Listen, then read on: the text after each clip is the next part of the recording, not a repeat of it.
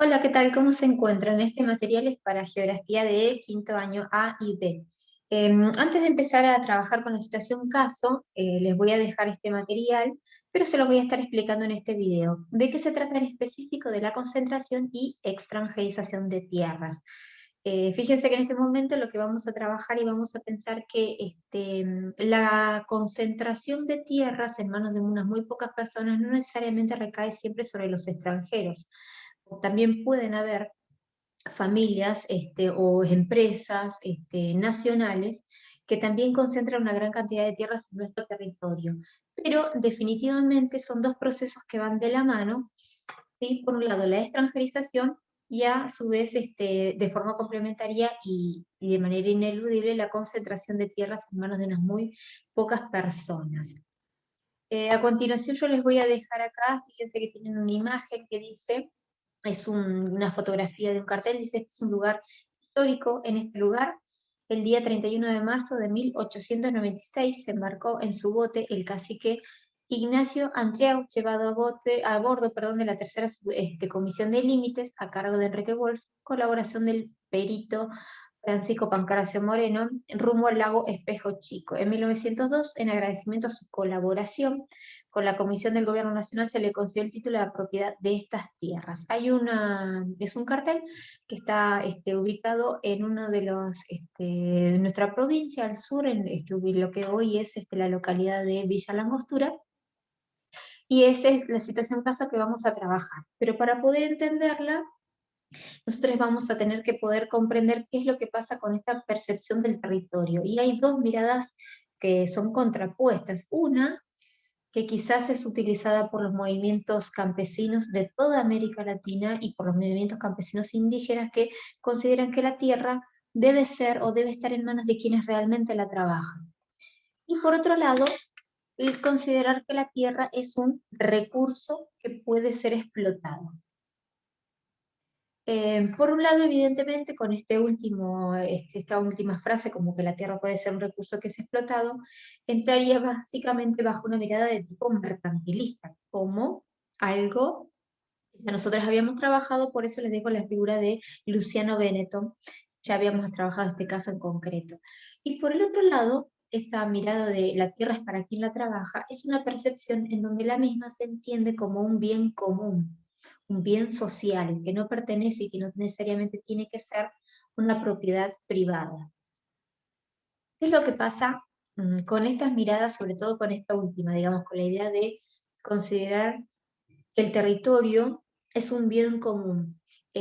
Porque básicamente puede ser considerado no solo como un espacio, como la tierra, como un espacio físico, donde haya agua, hay recursos, hay montañas y demás, sino que es un espacio, un bien social y cultural que está asociado a una comunidad en particular, la cual puede desarrollar su identidad, y que está en la misma, indefectiblemente asociada al territorio, como por ejemplo los pueblos originarios. No solo el pueblo mapuche, sino todos los pueblos originarios de la Via Yala.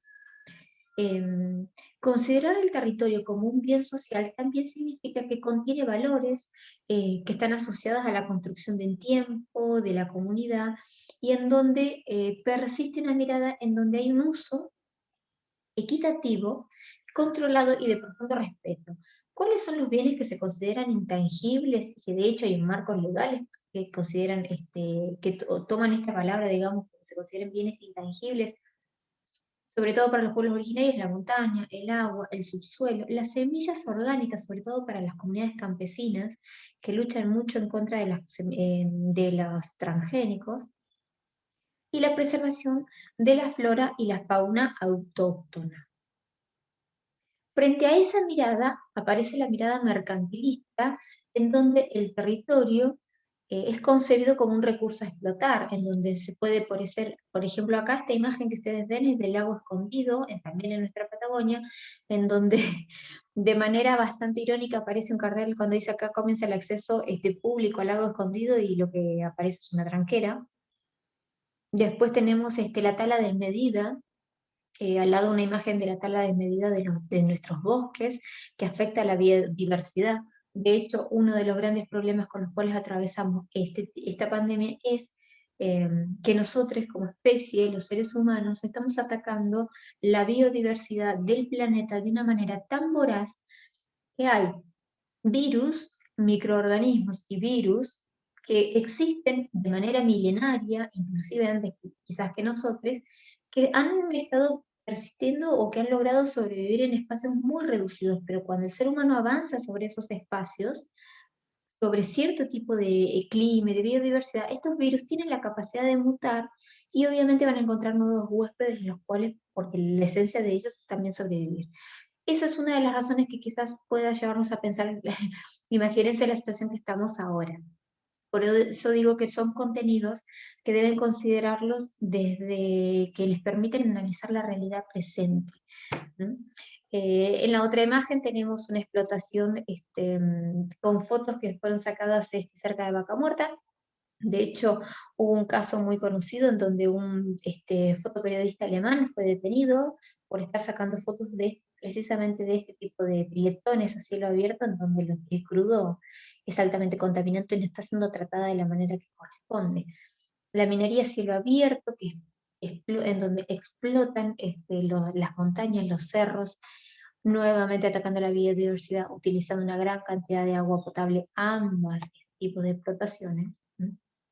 Los agrotóxicos, en la zona mesopotámica de nuestro país hay una enorme pelea por los agrotóxicos, que son contaminantes no solo del suelo, sino que afectan también a los animales, a las plantas autóctonas y la vida de las personas se ve afectada. Hay muchísimas personas afectadas por cáncer, niños, escuelas que están cerca de las zonas rurales que no les importa, las pasan por el lado y las fumigan con agrotóxicos.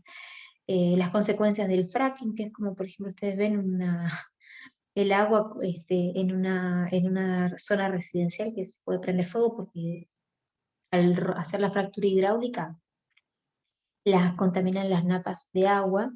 Y acá ligadito a esto es lo que tienen que son los residuos de la minería contaminada. Entonces, ¿qué es lo que estamos asistiendo a esto? Evidentemente, hay una situación de tensión y de vinculación que tiene que ver con sobreexplotación de lo que, por un lado, se consideran bienes comunes, y eso evidentemente está ligado a que esos bienes comunes, ese territorio, está siendo concentrado en muy pocas manos y muchos de ellos son también extranjeras. ¿Cómo es que empezó todo este proceso de concentración y extranjerización de tierras? ¿Mm? Bueno, acá hay un elemento, no es porque vienen a buscar las tierras porque además les parece que tenemos unos hermosos paisajes, sino que el recurso involucrado, el hecho de querer apropiarse del territorio, implica porque tienen control sobre lo que ellos quieren explotar, es decir, el agua. No se olviden que a partir, lamentablemente, de hace muy poquito tiempo el agua cotiza en bolsa y nosotros tenemos de las reservas de agua dulce, y me refiero en la Patagonia Argentina, una de las mayores reservas de agua dulce del planeta. Es algo muy preocupante que el agua deje de ser considerado un bien intangible para la humanidad y pase a ser un recurso explotable. El petróleo ligado fundamentalmente ahí al lado, por eso los puse, sobre todo por el tema de la explotación del fracking, los minerales, y esto afecta la biodiversidad y también considerando lo del espacio vital, porque las personas que viven en esos territorios pasan a ser expropiados y esas personas, normalmente familias campesinas, de movimientos campesinos y movimientos indígenas campesinos, son expulsados de sus territorios ancestrales. Nuevamente, entonces, ahora sí, ¿dónde inicia y cómo empieza a funcionar este proceso? En la década de los 90 hay un avance bastante fuerte de capitales extranjeros que empiezan a comprar tierras realmente a muy bajo costo, con la aceptación del gobierno nacional en ese momento, del gobierno de Carlos Saúl Menem, y en donde se avanza, y sobre todo la Patagonia es una de las regiones del país en donde se ve y se nota de manera desmedida cómo avanzan los capitales extranjeros a comprar miles y miles de hectáreas.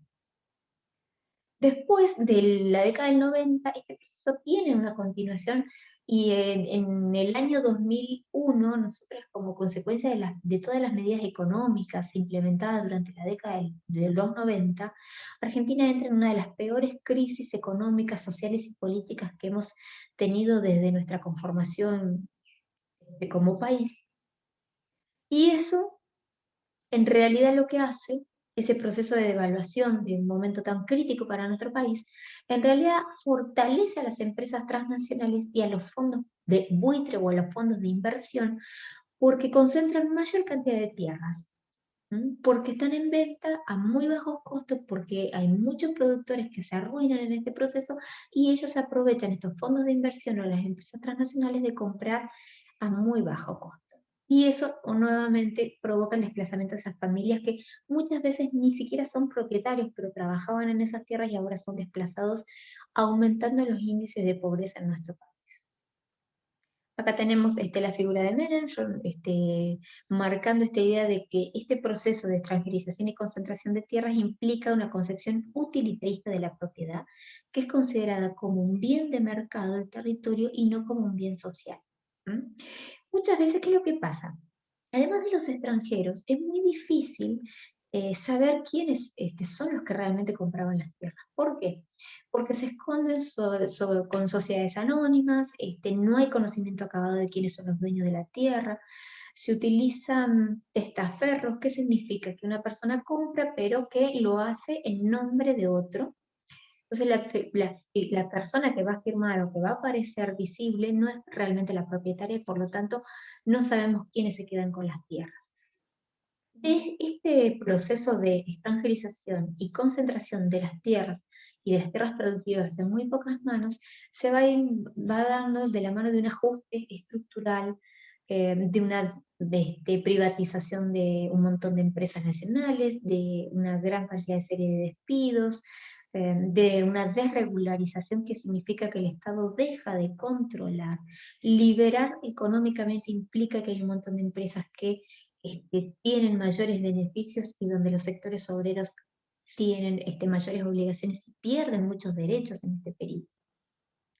Se lo marca como se lo considera como una ausencia del Estado. En realidad, yo lo cuestiono el concepto de la ausencia del Estado. Yo creo que sí hay presencia del Estado, pero hay una presencia del Estado que favorece capitales extranjeros, que favorece la concentración de tierra, que favorece la desregulación. El Estado está ahí para correrse de sus obligaciones, pero sigue estando presente. No es una ausencia, digamos, engañosa, si lo podemos decir de alguna manera.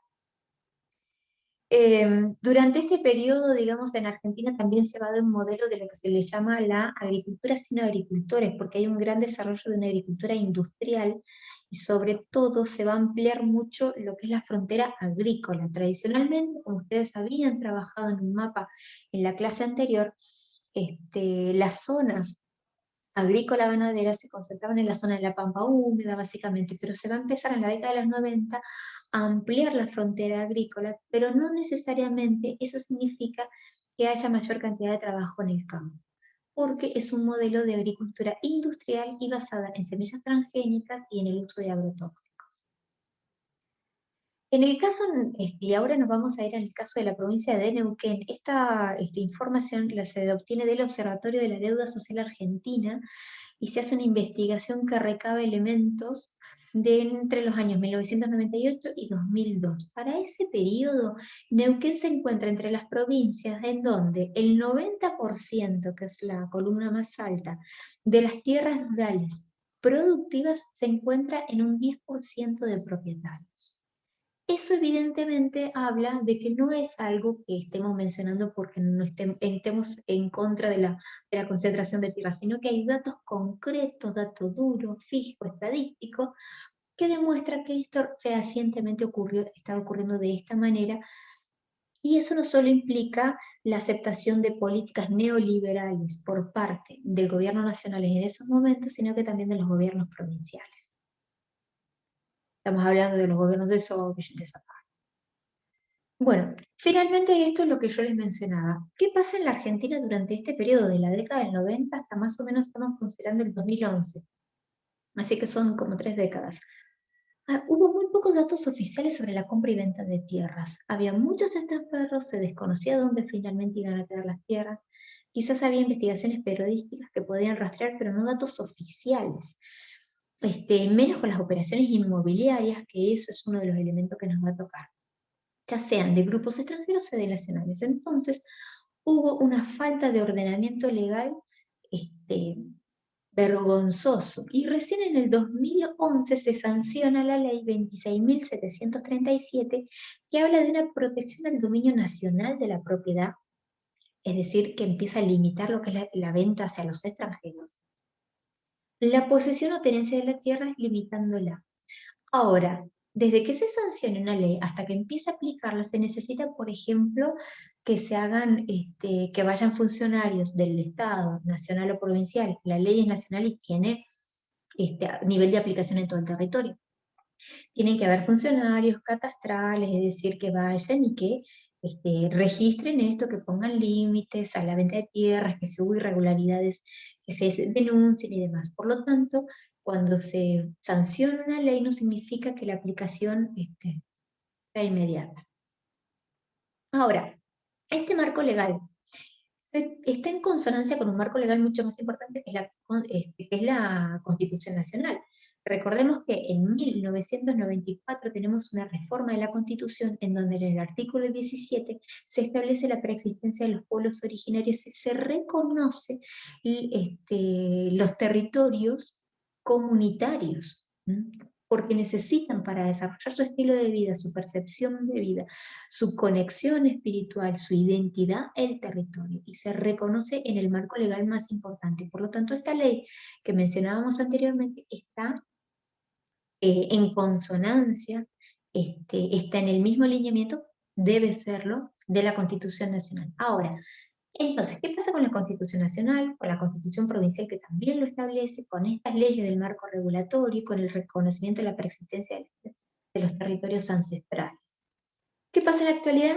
Y si se aplica, no se aplica, qué funciones cumplen los gobiernos, cuáles son las demandas en específica y cuáles son los extranjeros o los propietarios nacionales que tienen conflictos porque han avanzado sobre territorios ancestrales. Vamos a trabajar un caso que es la comunidad Paisil Antriao como ya les había dicho, que es el mismo caso terminamos con la misma situación que al inicio, que es con una comunidad de los pueblos originarios mapuches en nuestro territorio, en la provincia de el Neuquén. En el caso más específico, la comunidad Paisil Triao se encuentra en Villa La Angostura.